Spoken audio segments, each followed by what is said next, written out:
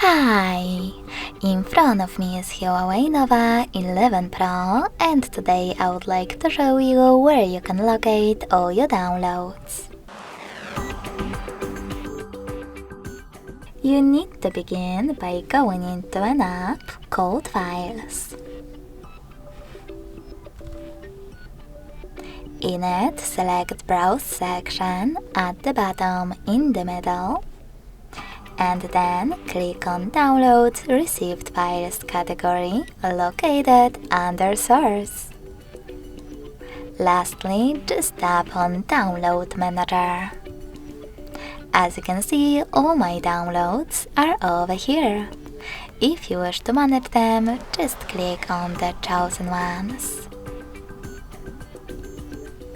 Thanks so much for watching. If you enjoyed this video, don't forget to leave a like, comment and subscribe.